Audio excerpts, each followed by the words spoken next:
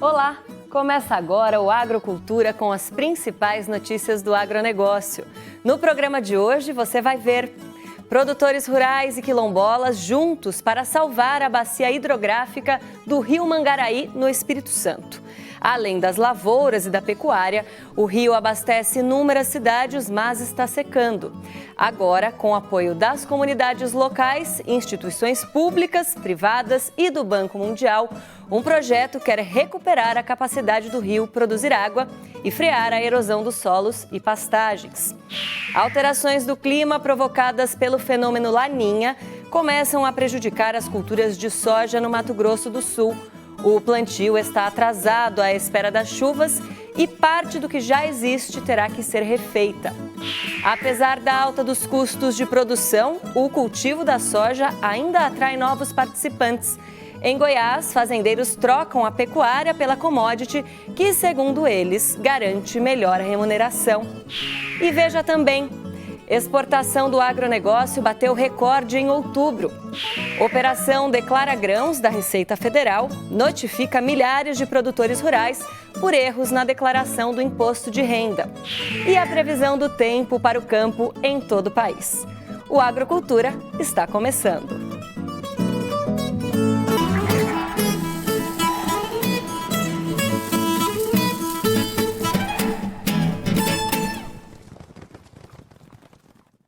Mudanças do clima provocadas pelo fenômeno Laninha prejudicam o cultivo da soja no Mato Grosso do Sul, que enfrenta falta de chuva. Veja na reportagem de Rafael Ferreira. Mato Grosso do Sul é um estado intermediário quando se refere à distribuição das chuvas em tempos de Laninha e com microclimas acentuadamente diferentes entre o sul e o norte desta unidade da federação. Como se trata de um estado eminentemente agropecuário, os efeitos climáticos influenciam diretamente na rotina dos produtores rurais, exigindo total atenção, principalmente dos agricultores e consultores, para a condução das lavouras. Além dos efeitos no agro, observa-se também a diminuição do potencial hídrico do Pantanal, prejudicando a pecuária, a fauna e a flora da região pantaneira. Durante o decorrer dessa semana ainda não tem previsão de chuva, continuando ainda a estiagem desses dias ainda no Mato Grosso praticamente como um todo, voltando a chover no final do dia de domingo ainda, mas somente essas chuvas na parte meio norte, oeste e leste do estado em algumas áreas isoladas. Chuva menos somente na próxima semana, a partir da segunda-feira, que deve voltar a chover de maneira mais intensa, pegando a parte meio oeste, centro e sul do estado, e essas chuvas continuando no decorrer da próxima semana até a quarta-feira, e na quinta-feira ficando as chuvas ainda na parte norte e leste do estado, e já novamente voltando às condições de ficar alguns dias sem chuva, voltando à estiagem novamente. Então a gente tem aí a previsão de chuva na próxima semana de praticamente 3 dias, depois volta de novo às condições de estiagem para o resto do mês, ficando sem chuva no Mato Grosso do Sul. A região de Chapadão do Sul, na divisa com o estado de Goiás, raramente registra grandes perdas na produção agrícola, em função do clima. Porém, quando está sob os efeitos da Laninha, os sojicultores, principalmente, passam dificuldades. Neste ano agrícola, a soja, que já deveria estar com mais de 95% semeada, muitos produtores interromperam o plantio antes que a metade da área estivesse concluída, em função da falta de chuvas. A gente vem encontrando uma situação muito similar à apresentada, Temos nas áreas de chapadões, onde as culturas implantadas elas já se apresentam com uma diminuição do potencial produtivo. Nas áreas mais arenosas, a gente está tendo uma dificuldade para implantar essas culturas. Em algumas exceções, quem se preparou com uma formação de palhada, com o plantio direto, tá melhor essas culturas, porque essa palha ela diminui a taxa de evaporação, ela diminui a temperatura do solo, então a cultura consegue se implantar com melhor qualidade. Só que é fato que as adversidades climáticas elas já causaram um prejuízo de produtividade e um prejuízo na receita do produtor. Isso, no longo da cultura, a gente vai conseguir evidenciar com mais precisão o tamanho desse furo ou o tamanho desse prejuízo. mas vamos estar trabalhando um ano muito apertado, com altos custos e um potencial produtivo já bem prejudicado pelas adversidades climáticas. Atualmente temos uma gama de variedades de soja, a principal cultura da região e do Brasil, que atende às diversas condições de clima e solos brasileiros, que variam entre cultivares de ciclos curtos, as precoces, as medianas e as tardias, de ciclo longo. Aquelas de ciclo curto, as precoces, são mais recomendadas para solos argilosos, que naturalmente conservam a umidade por mais tempo. Aquelas de ciclo médio e longo para mais solos mistos ou arenosos. Exigem chuvas frequentes durante o seu desenvolvimento. Nos dois casos, a prática do plantio direto na palhada contribui em muito para a preservação da umidade do solo e a sua maior fertilidade. Realmente, com a falta de chuva na região, o plantio e o desenvolvimento das lavouras está sendo prejudicado. Os solos argilosos possuem uma maior capacidade de resistir aos períodos de estiagem, principalmente aquelas áreas que são manejadas sob plantio direto, que tem então uma boa cobertura de palhada na superfície. Já as áreas de solos mais arenosos, elas são naturalmente mais suscetíveis a esses períodos de estiagem. Nesses cenários, então, o uso de integração lavoura-pecuária ajuda igualmente a minimizar essas perdas causadas pela seca. E quem está perdendo a janela de plantio precisa consultar um técnico, o seu auxiliar de campo, para decidir ajustes no planejamento, como por exemplo o ajuste populacional das plantas a serem utilizadas. Nas micro-regiões de Chapadão do Sul, os sojicultores suspenderam a semeadura da soja nas duas situações, em solos arenosos e argilosos, em função da falta da umidade. Nos solos arenosos, muitas áreas já estão condenadas e será necessário o replantio assim que as chuvas retornarem. Os meses de outubro e novembro deste ano estão com a cara de lanina, justamente no início do plantio da safra nestas regiões dos Chapadões.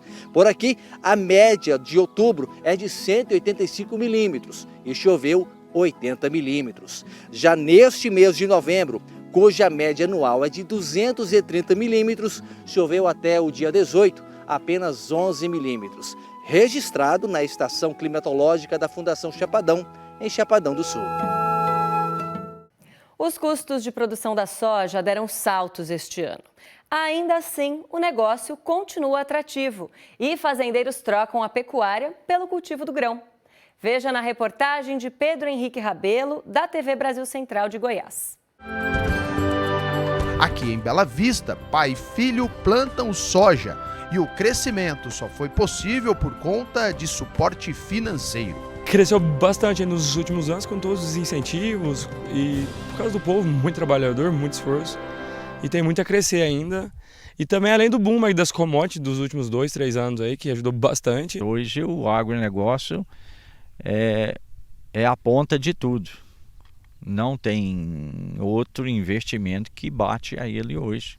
O governo de Goiás, por meio da Secretaria de Agricultura, busca oferecer créditos vantajosos para os investimentos do campo. Para poder dar condições para que esses produtores consigam, às vezes, financiamentos de melhores condições. Por exemplo, o FCO, que é o Fundo Constitucional de Desenvolvimento do Centro-Oeste. Ele é uma importante fonte de financiamento para que os produtores possam fazer custeio e investimento nas suas áreas, para poder ter cada dia mais tecnologia. E também com a interlocução com o governo federal em relação ao Plano Safra. Só no estado de Goiás, na última safra, foram mais de 25 bilhões de reais em relação a crédito rural aqui no estado. Ao longo do tempo, os produtores rurais do estado de Goiás perceberam que o investimento em grãos se torna mais rápido e lucrativo do que o investimento em gado. O caso da família do Sandoval e do Vitor retrata bem essa realidade. Aqui não se vê mais gado no pasto. Por outro lado, a safra de soja acabou de ser plantada. Olha o tamanho que já está. Nós avaliamos mais ir para esse lado de grãos por causa da pecuária, que teve muita mudança nos últimos anos. E o grão, você tem um ciclo muito mais rápido, mais rentável. E a pecuária acaba que são 2, 3 anos aí para você fechar o seu ciclo. O cenário mundial tornará o custo do plantio mais caro.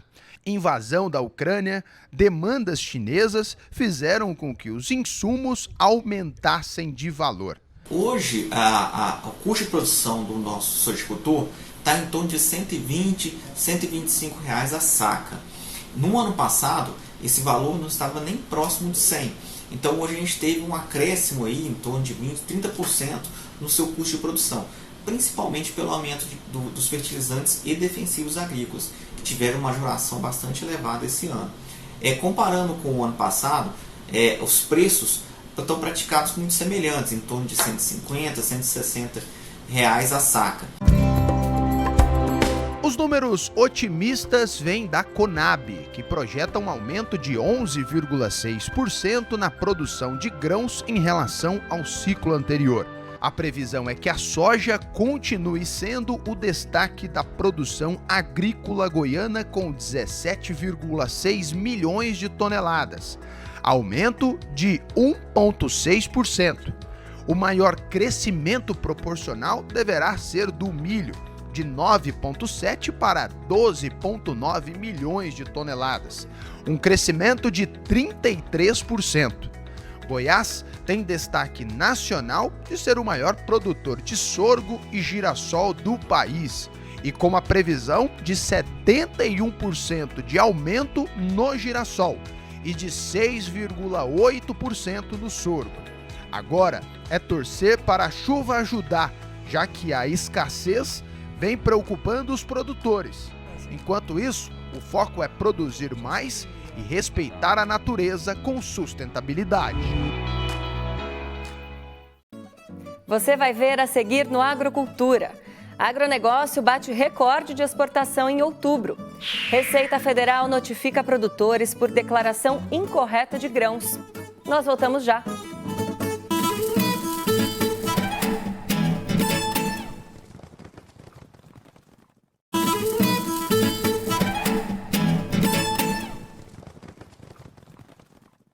Confira agora as principais notícias do campo. O agronegócio bateu recorde de exportação em outubro, mais de 14 bilhões de dólares. Segundo o balanço divulgado pelo Ministério da Agricultura, foram 61,3% mais que em outubro de 2021.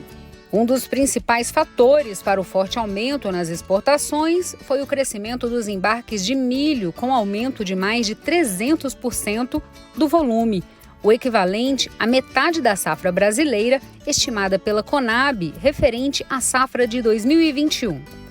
No acumulado do ano, as exportações brasileiras do agronegócio também foram recorde, com aumento de 33% em relação ao mesmo período do ano passado.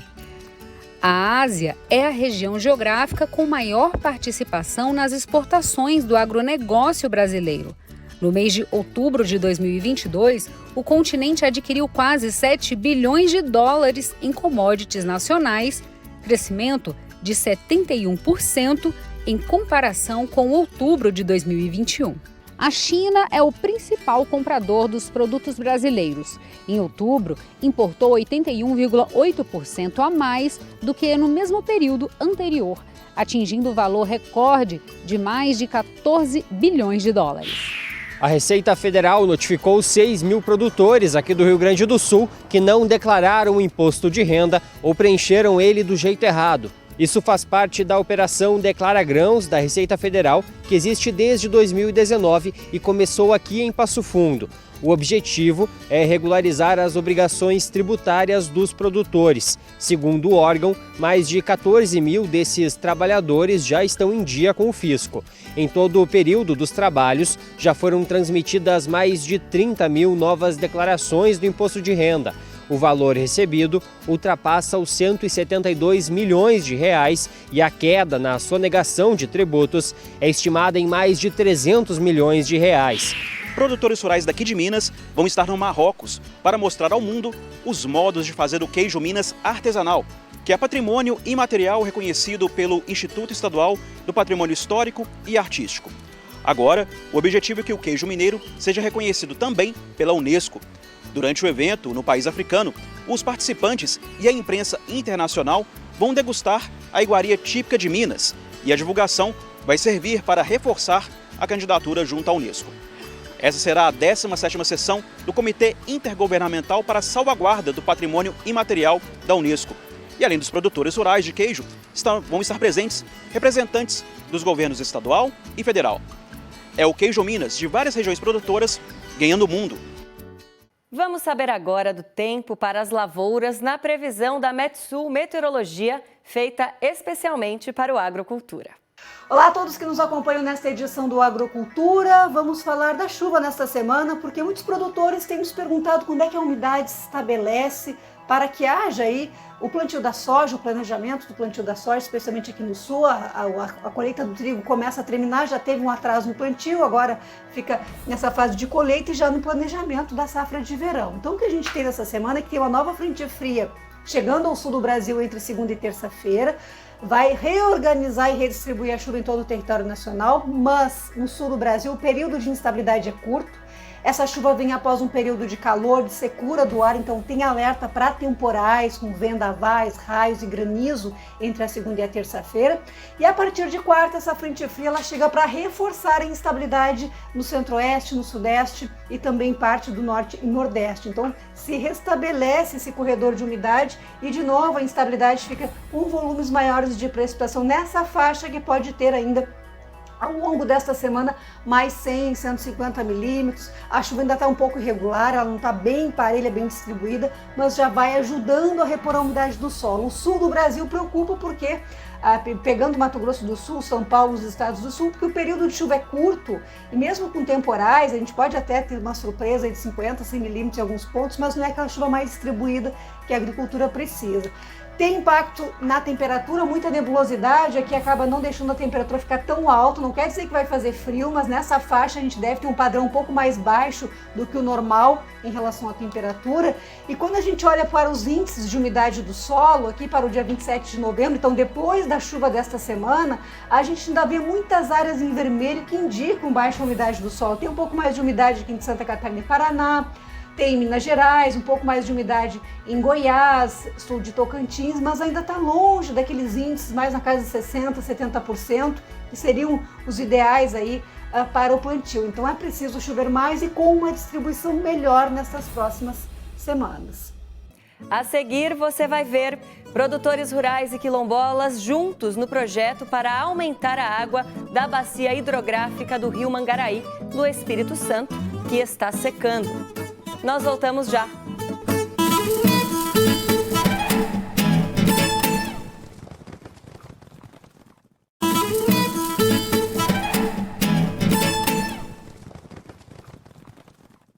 Produtores rurais e quilombolas juntos num projeto para salvar a bacia hidrográfica do Rio Mangaraí, no Espírito Santo, que está secando. Além de água para a agricultura e a pecuária, o rio abastece inúmeras cidades. Com o apoio de instituições públicas e privadas, das comunidades locais e do Banco Mundial, o projeto Mangaraí quer que o rio volte a produzir água e frear a erosão de solos e pastagens que acontece hoje. Um rio, uma comunidade e muitas histórias. A importância do Rio Mangaraí para o nosso município, ela passa pela questão da irrigação, né, da produção agrícola, passa também pelo uso domiciliar da água. Então, assim, o Rio Mangaraí é um grande afluente do Rio Santa Maria da Vitória e acredito que ele abastece cerca de 30% da nossa população do município de Santa Leopoldina. Pouca gente sabe, mas o Rio Mangaraí, afluente do Rio Santa Maria, abastece mais de 2 milhões de habitantes aqui na Grande Vitória. Mas apesar da sua importância, a bacia vem sofrendo ao longo dos anos com a degradação ambiental, com reflexos preocupantes. Os grandes problemas da bacia hoje são os aspectos conservacionistas, no sentido físico-hídrico, ou seja, da capacidade da bacia de produzir água. Então a gente vê essa bacia hoje com uma erosão bastante grande, a gente vê essa bacia com restrição em termos das vegetações protetivas, quer seja dos córregos, quer seja das nascentes, e a gente vê uma série de processos já erosivos, né, sendo conduzidos e já adiantados fazendo com que essa bacia perca a sua capacidade de produção de água. Então, o grande foco sobre o aspecto hidrológico é a restauração, né, da sua capacidade de produzir água.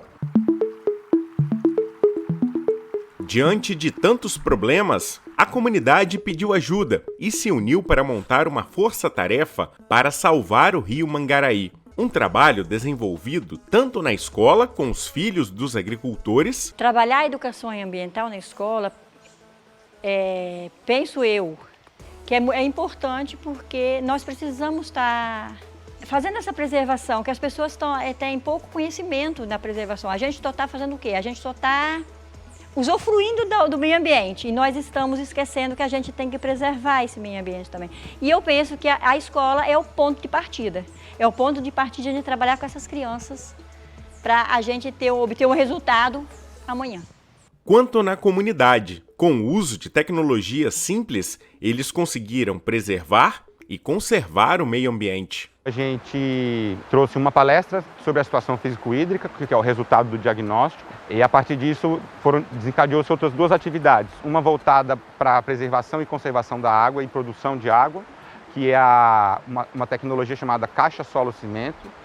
Essa tecnologia é uma tecnologia para abastecimento doméstico, para uso da água. Além de ter baixo custo, né, ela promove a conservação das nascentes a partir da sua proteção. É uma tecnologia também ecologicamente correta e acessível às comunidades do nosso entorno e que tem como resultado a não contaminação dos mananciais, né, e dos recursos hídricos dentro da bacia. A parte do projeto Rio Mangaraí que eu mais gostei até agora foi a questão da recuperação da nascente, né, porque é uma coisa que a gente tinha muita preocupação, né, questão da água.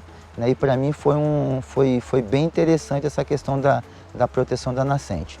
Eu tinha uma fossa rudimentar e construir uma que não vai contaminar o lençol freático foi especial para mim. O INCAPER, ele trabalha com assistência técnica e extensão rural. Então, quando a gente trabalha isso com agricultor, não só com agricultores, mas com o público que está na bacia, a gente trabalha não só a visão econômica, que muitas vezes é que a assistência técnica enxerga, mas na extensão rural, então, a gente tem que entender também, enxergar a questão ambiental e a questão social.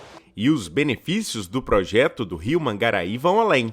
As mulheres têm um papel fundamental nessa nova realidade da região, seja na produção e comercialização de seus produtos, bolos, biscoitos, ou mesmo no desenvolvimento de atividades ligadas ao ecoturismo. Todas essas mulheres têm um potencial enorme de crescimento.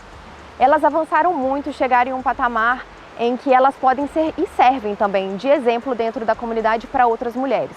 Mas frente às possibilidades, ao que elas aprenderam, onde elas estão, elas ainda podem alcançar muito mais. Nós precisamos, de fato, cuidar melhor do nosso solo, né? Cuidar melhor da produção agrícola, que existem técnicas, inclusive, voltadas para a produção agrícola, preparo do solo, etc. A importância desse projeto na recuperação ambiental na bacia, além de você melhorar o conhecimento das pessoas que vivem na bacia, né, na área ambiental, também melhora a qualidade de vida dessas pessoas e também faz com que essas pessoas entendam que elas são pertencentes a essa bacia e que essa bacia é responsabilidade delas também. O programa Agrocultura de hoje termina aqui. Obrigada pela companhia, espero vocês no próximo domingo. Até lá e uma ótima semana!